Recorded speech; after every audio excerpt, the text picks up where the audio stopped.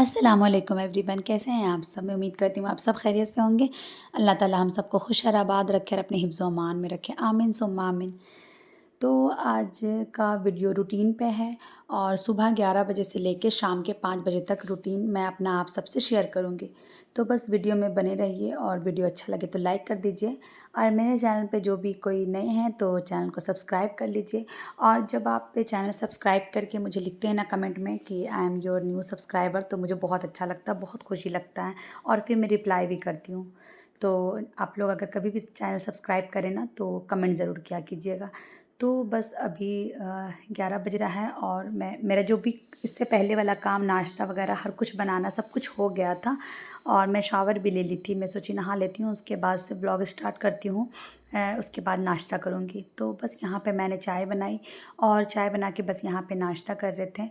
और नाश्ता बस ज़्यादा खाने का मन नहीं कर रहा था। ऐसे तो 2 पराठा मैं खा लेती हूँ, लेकिन मैं सोची कि आज एक ही पराठा खाती हूँ। तो बस यहाँ पे एक अंडा था और पराठा और चाय। तो बस नाश्ता वगैरह हो गया। बर्तन तो मैं सुबह ही धो ली थी बच्चों के स्कूल जाने के बाद। और ना थोड़ी देर के लिए मैं सो भी गई थी, क्योंकि बच्चे जब स्कूल जाते हैं ना तो किसी किसी दिन जैसे व्लॉग शूट नहीं करना रहता है या कोई काम नहीं रहता है तो मैं 1 डेढ़ घंटा सो जाती हूँ। तो बस यहाँ पे 2-4 बर्तन था, मैं जो नाश्ता की थी ना वो सब बर्तन था और ये जग भी गंदा हो गया था। मतलब इसमें पानी भर के रखते हैं ना तो ये जग मैं मतलब धो देती हूँ ज़्यादातर, क्योंकि ना वो प्लास्टिक का जो भी जग और बॉटल होता है ना तो उसको बीच बीच में साफ़ करते रहना चाहिए, नहीं तो उसमें स्मेल आ जाता है। बर्तन धोने के बाद मैं चूल्हा भी सोची साफ़ कर लेती हूँ, क्योंकि जो मैं अपने लिए नाश्ता बनाई ना, आमलेट एग वगैरह मतलब अंडा और पराठा वगैरह जो बनाई ना तो उसकी वजह से थोड़ा सा गंदा हो गया था। तो मैं सोची ना इसको अच्छे ही से साफ़ कर देते। वैसे तो मैं सवेरे जब बर्तन धोती हूँ ना उसी टाइम चूल्हा साफ़ कर देती हूँ, तो मैं आज छोड़ दी थी। मैं सोची कि बाद में कर देती हूँ, जब मैं नाश्ता कर लूँगी उसके बाद 2-4 बर्तन रहेंगे उसको धो लूँगी, उसके बाद मैं गैस चूल्हा साफ़ कर लूँगी। तो बस यहाँ पे चूल्हा वगैरह मैं साफ़ कर दी और मैं अपना लंच का प्रिपरेशन करूँगी। तो खाना एकदम सिंपल सा बनाएंगे। तो अभी दाल चावल और चढ़ा देते हैं, क्योंकि दाल चावल ना गैस में डाल दो और दाल तो मैं इंडक्शन में बनाती हूँ। कुकर मेरा इंडक्शन वाला है तो इंडक्शन में बन जाता है। चावल मैं गैस पे बनाती हूँ और सब्ज़ी भी इंडक्शन पे बनाती हूँ। तो इंडक्शन पे मेरा बहुत सारा खाना बन जाता है, दूध भी उसी में गर्म हो जाता है और चाय वगैरह सब्ज़ी वब्ज़ी सब कुछ उसमें हो जाता है, क्योंकि इंडक्शन का बर्तन है तो मेरा गैस माशाल्लाह से काफ़ी बच जाता है। तो गैस पे मैं ज़्यादातर रोटी बनाती हूँ और रोटी बना लेती हूँ और चावल बना लेती हूँ। तो बस देखिए कुकर में मैं दाल भी चढ़ा रही हूँ, तो दाल को धो करके डाल दी, इसमें जो भी बेसिक मसाला जाएगा वो सब चला जाएगा, वो सब डाल देंगे।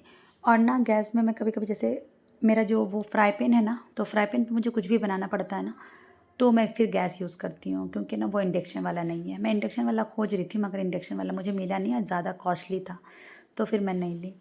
तो बस दाल चावल चढ़ गया था और मैं सोची क्या बनाऊँ, फ्रिज में कोई सब्ज़ी नहीं था और सब्ज़ी लेने जाऊँगी नेक्स्ट डे। और अभी ना फ़िलहाल सब्ज़ी वाला जहाँ से मैं लेती हूँ ना वो फ़िलहाल बंद भी है 2-3 दिन से, उनके घर में शादी वगैरह है शायद। वहीं से लेती हूँ ना तो वो अच्छा सस्ता भी देते हैं, तो मैं वहीं पे लेती हूँ। और मुझे बहुत ज़्यादा ज़रूरी रहता है तो 1-2 सब्ज़ी मैं किसी कहीं से और से भी ले लेती हूँ। लेकिन मैं सोची कि चलो अभी जी तो दोपहर लंच के टाइम रहते नहीं हैं, बच्चे और मैं ही हूँ, तो मेरे पास ना फ्रोज़न मटर रखा हुआ था, तो मैं सोची ना मटर और आलू की सब्ज़ी बनाती हूँ, वही बना लेते हैं।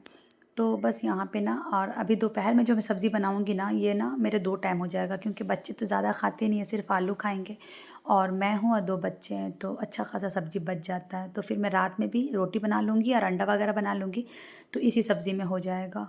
और यहाँ पे ना चाय पत्ती ख़त्म हो गया था, तो एक्स्ट्रा था मेरे पास, तो मैं सोची ना कि इसको फ़िल कर देते हैं, क्योंकि नीचे क्या होता है ना डस्ट डस्ट वाला रहता है तो अच्छा नहीं लगता है। तो मैं सोची कि इसको डाल देते हैं। और चीनी चायपत्ती तो लगता ही है भाई, हम चाय बहुत पीते हैं हम चाय वाले हैं, टी लवर, तो इसलिए चीनी चायपत्ती तो रहना ही चाहिए। थोड़ा खाली हो जाता तो मुझे अच्छा नहीं लगता, मुझे लगता है बस जल्दी से उसको फ़िल कर दो तो फिर चलिए वीडियो की तरफ।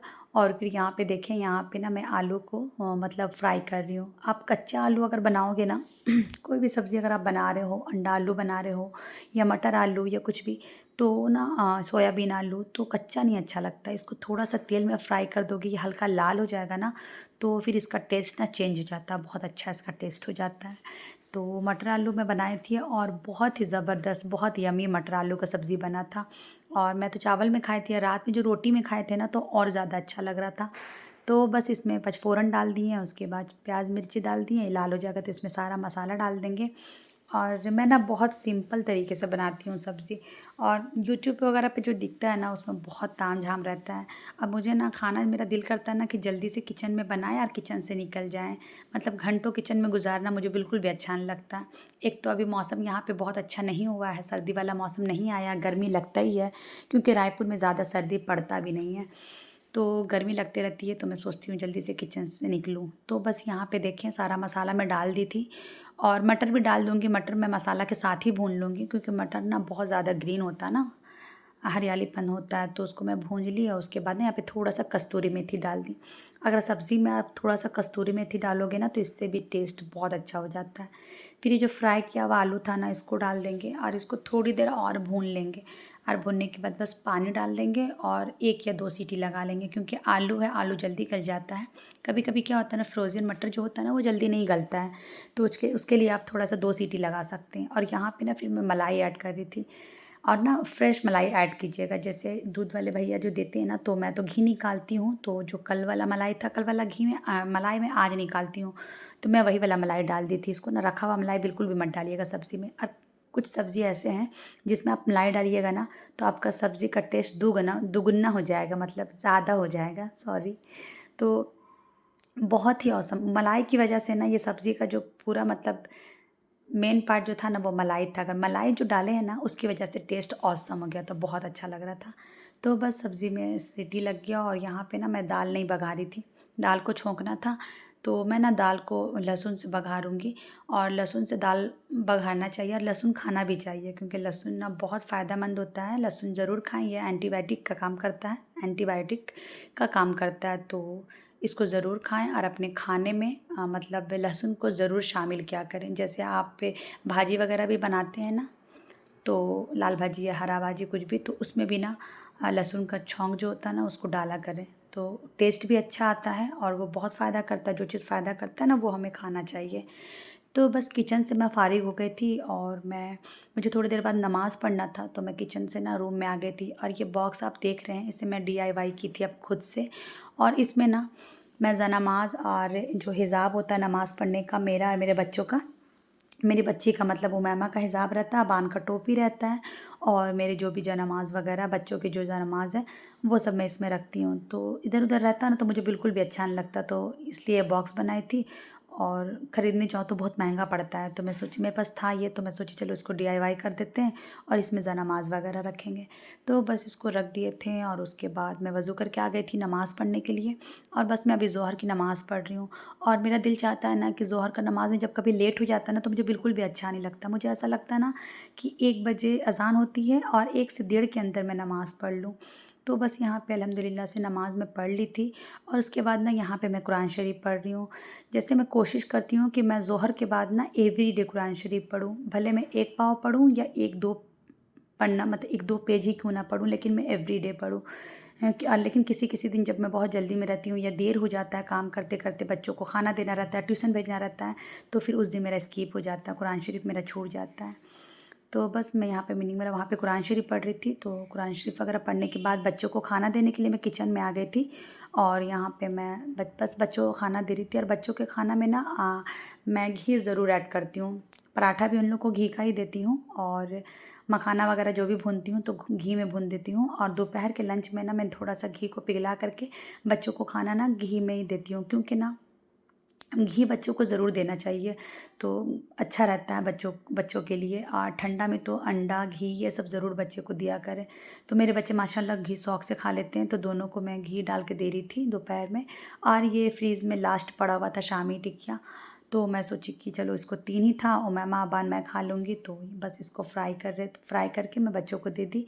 और यहाँ पे ना दूध वाले भैया ना 12:30 से 1 के अंदर आ जाते हैं, तो दूध ना मैं फ्रीज़ में रख दी थी। पैकेट लाते हैं, तो फिर ना यहाँ पे दूध को मैं गर्म कर दी थी, और दूध में टाइमर लगा के छोड़ देती हूँ तो अपने आप ना मतलब गर्म होके बंद हो जाता है। और फिर यहाँ पे अबान ट्यूशन जा रहा था, तो अबान का ट्यूशन का टाइम हो गया था, तो उमैमा आज नहीं जा रही है क्योंकि उमैमा सो गई है, उसे नींद आ रही है बहुत। तो मैं उठाई नहीं क्योंकि 6:30 बजे सुबह उठती है ना, तो उसे बहुत नींद आता है।